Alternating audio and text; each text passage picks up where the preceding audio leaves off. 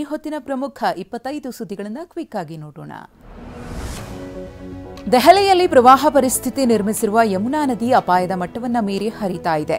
ಇದರಿಂದ ಹಲವು ಪ್ರದೇಶಗಳಲ್ಲಿ ಪ್ರವಾಹದ ಪರಿಸ್ಥಿತಿ ನಿರ್ಮಾಣವಾಗಿದೆ. ಯಮುನಾ ನದಿ ಅಪಾಯದ ಮಟ್ಟ ಮೀರಿ ಹರಿತಾ ಇರುವ ದೃಶ್ಯ ಡ್ರೋನ್ನಲ್ಲಿ ಸೆರೆಯಾಗಿದೆ. ದೆಹಲಿಯಲ್ಲಿ ಯಮುನಾ ನದಿ ಪ್ರವಾಹ ನಿಧಾನಗತಿಯಲ್ಲಿ ಇಳಿಕೆಯಾಗ್ತಿದೆ. ಆದರೂ ಸಿವಿಲ್ ಲೈನ್ ಪ್ರದೇಶದಲ್ಲಿರುವ ಶ್ರೀ ಸ್ವಾಮಿ ನಾರಾಯಣ ಮಂದಿರ ಇನ್ನೂ ಜಲಾವೃತಗೊಂಡಿದೆ. ನೀರು ನಿಂತಿರುವುದರಿಂದ ಭಕ್ತರು ಕೂಡ ದೇವಸ್ಥಾನದತ್ತ ಸುಳಿತಾ ಇಲ್ಲ.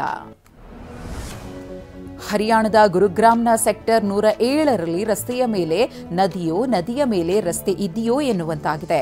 1.5 ಅಡಿ ಎತ್ತರದಲ್ಲಿ ಪ್ರವಾಹದ ನೀರು ನಿಂತಿದ್ದು ವಾಹನ ಸವಾರರು ಅಕ್ಷರಶಃ ಪರದಾಡಿದ್ದಾರೆ. ಓರಣಾರ್ಭಟಕ್ಕೆ ಪಂಜಾಬ್ ಪರಿಸ್ಥಿತಿ ಸಂಪೂರ್ಣ ಹದಗೆಟ್ಟಿದೆ.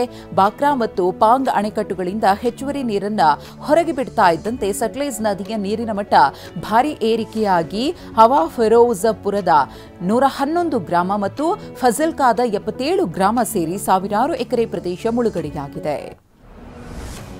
ಪ್ರವಾಹ ಪೀಡಿತ ಪಂಜಾಬ್ನಲ್ಲಿ ಯೋಧರು ಮಾನವೀಯತೆ ಮೆರೆದಿದ್ದಾರೆ. ನೆರೆಯಿಂದ ತತ್ತರಿಸಿರುವ ಫಜಿಲ್ಕಾ ಪ್ರದೇಶದ ಜನರ ನೆರವಿಗೆ ಧಾವಿಸಿದ್ದಾರೆ. ವೈದ್ಯಕೀಯ ಶಿಬಿರವನ್ನು ಆಯೋಜಿಸಲಾಗಿದ್ದು ಅಗತ್ಯ ಸೇವೆ ಒದಗಿಸುತ್ತಿದ್ದಾರೆ. ಆರೋಗ್ಯ ತಪಾಸಣೆ, ಉಚಿತ ಔಷಧ ವಿತರಿಸಲಾಗುತ್ತಿದೆ.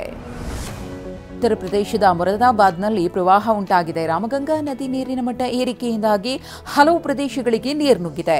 ಪ್ರವಾಹದಿಂದಾಗಿ ಮುಂಡಾಪಾಂಡೆ ಗ್ರಾಮದ ಜನರು ಕಂಗೆಟ್ಟಿದ್ದಾರೆ.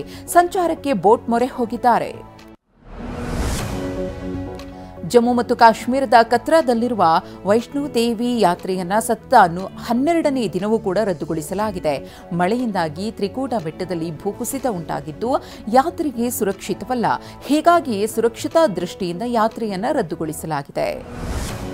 ರಾಜಸ್ಥಾನದಲ್ಲಿ ಮಳೆಯಿಂದ ಶಿಥಿಲಗೊಂಡಿದ್ದ ಕಟ್ಟಡದ ಗೋಡೆ ಕುಸಿತವಾಗಿದೆ. ಜೈಪುರದ ಸುಭಾಷ್ ಚೌಕ್ ಬಳಿ ಘಟನೆ ನಡೆದಿದೆ. ಅವಶೇಷಗಳ ಅಡಿ ಹಲವರು ಸಿಲುಕಿರುವ ಶಂಕೆ ವ್ಯಕ್ತವಾಗಿದೆ. ಎಸ್ಡಿಆರ್ಎಫ್ ಅಗ್ನಿಶಾಮಕ ಸಿಬ್ಬಂದಿ ರಕ್ಷಣಾ ಕಾರ್ಯಾಚರಣೆ ಮಾಡುತ್ತಿದ್ದಾರೆ.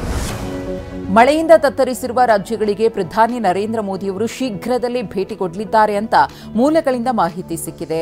ಹಿಮಾಚಲ ಪ್ರದೇಶ, ಉತ್ತರಾಖಂಡ್, ಕಾಶ್ಮೀರ, ಪಂಜಾಬ್, ಗುಜರಾತ್, ರಾಜಸ್ಥಾನ ರಾಜ್ಯಗಳಲ್ಲಿ ಮಳೆಯಿಂದ ಅಪಾರ ಹಾನಿಯಾಗಿದ್ದು ಪ್ರಧಾನಿಯವರು ಪರಿಸ್ಥಿತಿಯನ್ನು ಅವಲೋಕನ ಮಾಡಲಿದ್ದಾರೆ ಎನ್ನಲಾಗಿದೆ. ರಾಯಚೂರಿನಲ್ಲಿ ನಿರಂತರ ಮಳೆ ಸುರಿತಾ ಇದ್ದು ಕಾಲುವೆಯಲ್ಲಿ ನೀರು ಸೋರಿಕೆಯಾಗಿದೆ. ಇದರಿಂದಾಗಿ ಸಿರವಾರ ತಾಲೂಕಿನ ಗುಡದಿನ್ನಿ ಗ್ರಾಮದಲ್ಲಿ 23 ಎಕರೆ ಪ್ರದೇಶದಲ್ಲಿ ಬೆಳೆದಿದ್ದ ತೊಗರಿ ಬೆಳೆ ನೀರ್ಪಾಲಾಗಿದೆ. ಲಕ್ಷಾಂತರ ರೂಪಾಯಿ ನಷ್ಟವಾಗಿದ್ದು ಅನ್ನದಾತ ಕಣ್ಣೀರು ಹಾಕ್ತಿದ್ದಾನೆ. ಧರ್ಮಸ್ಥಳ ಪ್ರಕರಣದ ತನಿಖೆಯನ್ನ ಎಸ್ಐಟಿ ಮತ್ತಷ್ಟು ಚುರುಕುಗೊಳಿಸಿದೆ. ಸಾಮಾಜಿಕ ಹೋರಾಟಗಾರರಾದ ಗಿರೀಶ್ ಮಟ್ಟಣ್ಣನವರ್, ಜಯಂತ್ ಮತ್ತು ಯೂಟ್ಯೂಬರ್ಗಳಾದ ಅಭಿಷೇಕ್ ವಿಠಲ್ ಗೌಡನನ್ನ ವಿಚಾರಣೆಗೊಳಪಡಿಸಿದೆ.